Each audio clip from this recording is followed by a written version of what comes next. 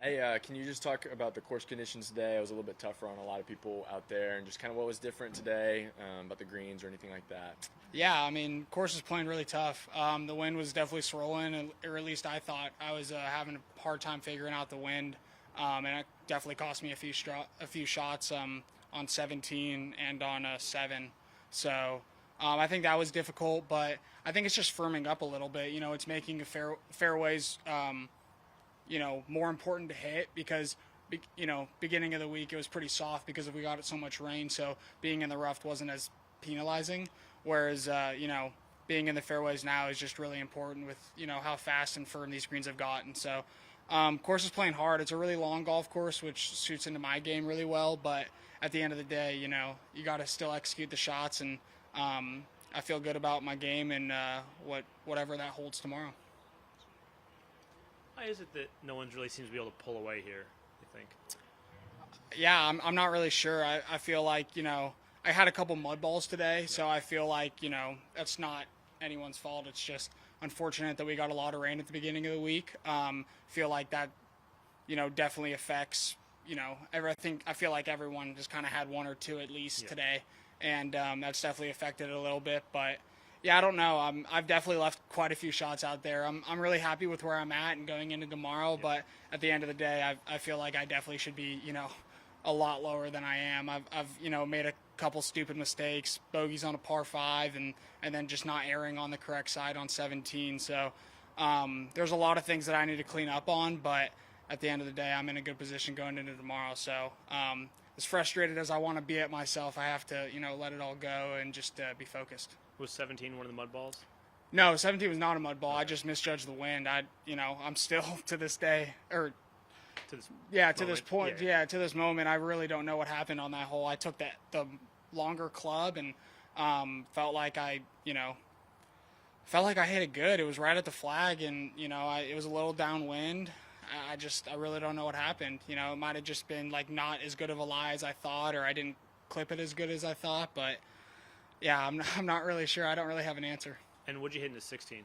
16 was 6-iron. I had Okay. 231 to the hole, 206 to the front, and it was kind of like a jumper lie, so figured I would be able to get it there. You've contended at a variety of golf courses in this stretch. Where do you think your game compares to like 2019, that stretch?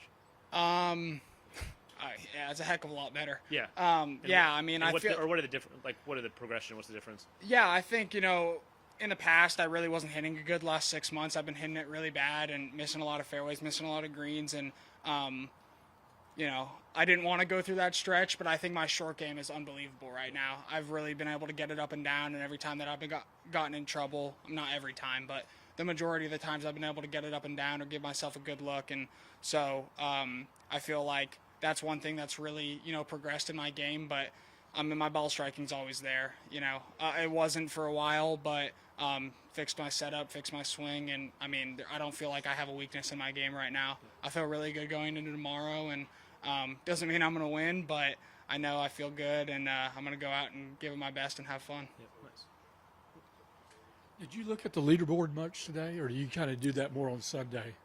I mean, I always kind of glance at it, but I'm not. I mean, I don't like to stare at it. It is what it is. You're always going to try to shoot the lowest score you can, and at the end of the day, doesn't matter who's up there, who's chasing you. If you finish the tournament in the least amount of strokes, you win. So, I like to know where I'm at. Maybe more around the cut than around the lead, but yeah, I'm not someone who just stares at it and tries to look at my name. Yeah, I know this course does play tougher than people might think originally, but you're not surprised that the leaderboard kind of shifted around a little bit today? Yeah, I mean, I am a little surprised. I feel like there was definitely quite a few people up there, and it was playing hard today, but I feel like I definitely left a lot of strokes out there. Made a couple mistakes and happened at the wrong times, but, I can't do anything about it. I feel like the people that were in the lead or, people who are, everyone's a really good player out here, but they haven't been in that position in a while. And, not that I wish for them to fall back. It's just, it's what happens when you have the pressure. I mean, it happened to me last week in Mayakoba. So, I mean, it's hard to hold a lead. And, at the end of the day, I thought I'd be holding the lead, especially with a sand wedge in on 17. But I'm happy with the position that I'm in, and I think I'm only one back, so I'm definitely in striking distance. And if I go put a low one up tomorrow, which there hasn't been many, I know I'll probably get the job done. So I feel like the ball's in my hands, and I just got to execute. Thanks. Absolutely. Going back to 17, can you tell us what you were thinking on the tee? I mean, I saw Mark hit a really good drive. I mean, I just didn't really see a point of going for it, to be honest. Mark hit after me, but I mean, with where that pin was and that back slope, I mean, if you were anywhere past pin high, it was going to be a really hard chip. As you saw, Mark, he felt like he hit a pretty good chip, and it went 20, 25 feet by the hole. And then on top of that, you bring in the water if you're trying to stay short of it. So I just didn't really see a point of going for it. And on top of that, I hit pitching wedge off the tee, which I almost felt a little, I almost feel like I wouldn't let myself hit pitching wedge on a par 4, but I knew it was the right club, and then I had sand wedge in, so I knew that I was going to be able to hit the fairway with a wedge, and then I'd have another wedge in. So not many times that I think I'd be making double with 2 wedges, but it just is what it is, and I have to live with whatever happened. But I just didn't really see a point of going for it. Did you hit a different club on the 4th shot?